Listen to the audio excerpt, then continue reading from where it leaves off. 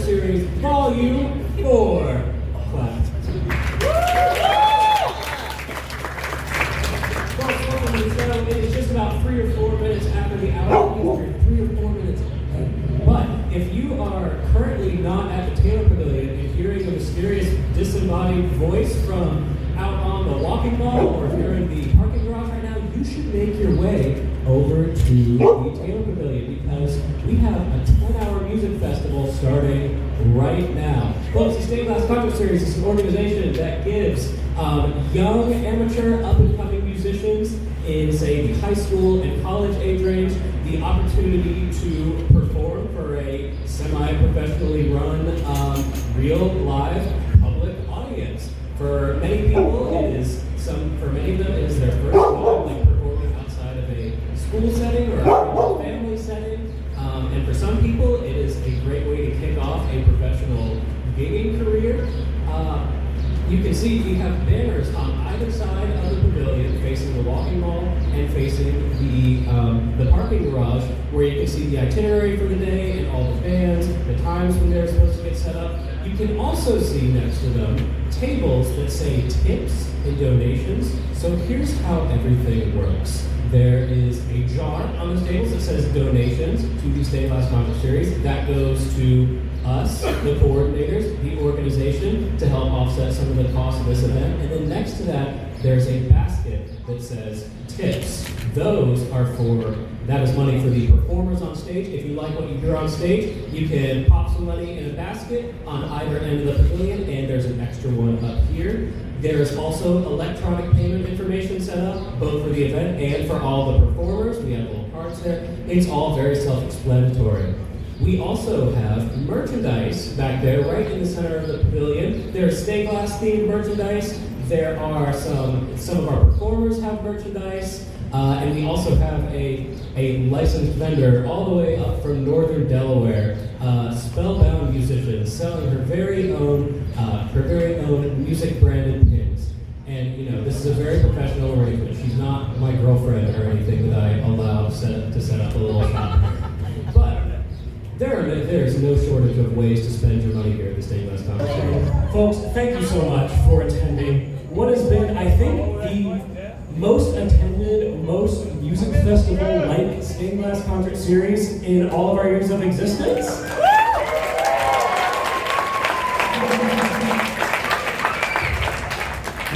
We tried something very, very new this year. For those of you that aren't aware, we have historically been hosted by Vosterkov's Dance Academy, a couple blocks down that way on Court Street, because the founder of the event, Claudia Largent, is the daughter of the owner of the establishment, Melissa Kaufman. This event actually started as a way for her and RTG, who are friends of hers, and some other amateur musician friends, just to have a place to perform. We weren't trying to, market it towards young performers. It was just for us. That concert was in January of 2020. We scheduled Stained Glass Concert Series Volume 2 for March 2020. So then we didn't do that. We actually had to do that for, we ended up doing Volume 2 in August of 2021, and then it became a thing from there. Volume 2 was a huge, huge hit. We went from 3 performers in Volume 1 in 2020 up to 11 in Volume 2, and we were like, okay, this has got to be sort of the music festival thing. Last year was even bigger. We had our most performers ever. Last year, Volume 3, we had 19, and then this year, we were pretty comparable. We were about 16. But the big thing about this year is that Claudia and her partner, Elliot Ayer, got married to each other. How dare they? How dare they abandon this event so they can go live their life happily and settle down and buy a house up in Pennsylvania? How dare they? For legal reasons, that is a joke. We will absolutely welcome them with open arms next year or whenever they want to be involved. But obviously that was a big hassle this year because we did not have our founder, and Elliot was our sound engineer, and so Tegan and I, who were co-coordinators at the time. Sorry, the fact that Max really wore me out. Apparently I can't talk about it. Tegan and I both stepped up as head coordinators, and we recruited Will Schwantes and Nick Rondas, who are back there running our TikTokers. And they've been such a huge help this year, and we took a huge risk not doing the event at Foster College Dance Academy. Thank you so much to the city of Winchester and everyone who helped us.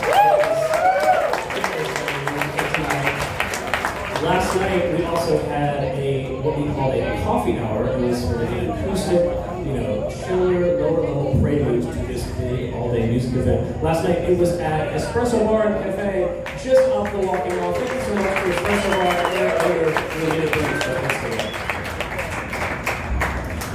What other thing I was going to say? Obviously, thank you to all the people who helped run this event, whether it be the coordinators or Grace Muir or Brie Keller over there at the merch table, running things over there. Thank you so much for helping the event go smoothly.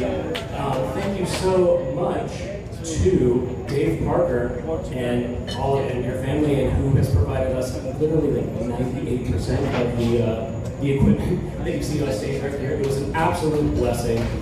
Our equipment was really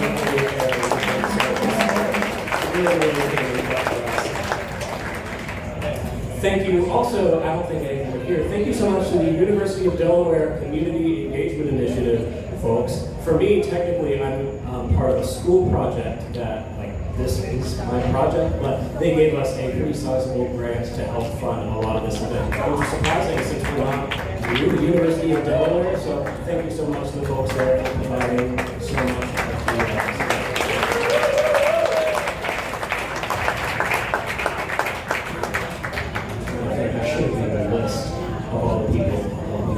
Can we thank Kevin again? One more time for all this? All of us.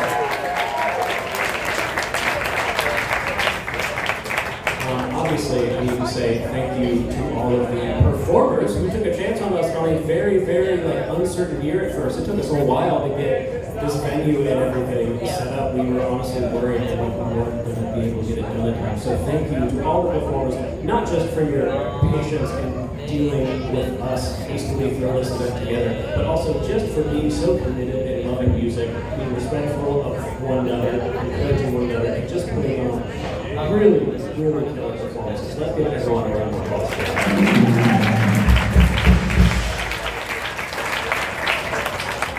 Last but not least, thank you to all of you in the audience.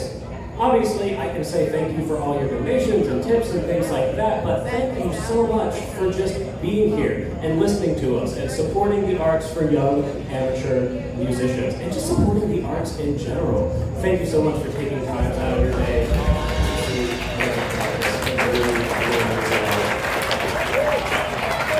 I think that is just about everything I have to say in terms of thank yous. I will reiterate this meeting if you're all there for the way. There are tip buckets and donation jars all around the pavilion, 2 on either side of the pavilion, 1 right up here. There are electronic payment options available, and there's merchandise being sold in the back, and also Dave, our sound guy, has a little tip jar sign as well. He definitely deserves it just as much as any of the performers do. You can go to our website, stainedglassconcertseries.com, or our Instagram or Facebook account at SGCSVA. That is all on our banners on either side. The ones on either end of the pavilion. All of the information is on there. We will be uploading photos and videos. I'm ignoring what we're saying at this point. We're uploading photos and videos of the event. We're going to be posting about this for quite a bit in the future. Yeah, just stay tuned. And oh my gosh, the photos. Thank you so much to our photographer, Andy.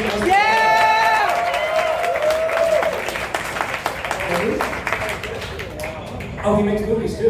Did you take videos of the event? Oh, all right. Well, thank you. Either way, thank you for all that you've done. I knew I was forgetting someone. I think that covers just about everyone. Folks, it has been a fantastic Stained Glass Concert Series. Thank you so much for making it so special.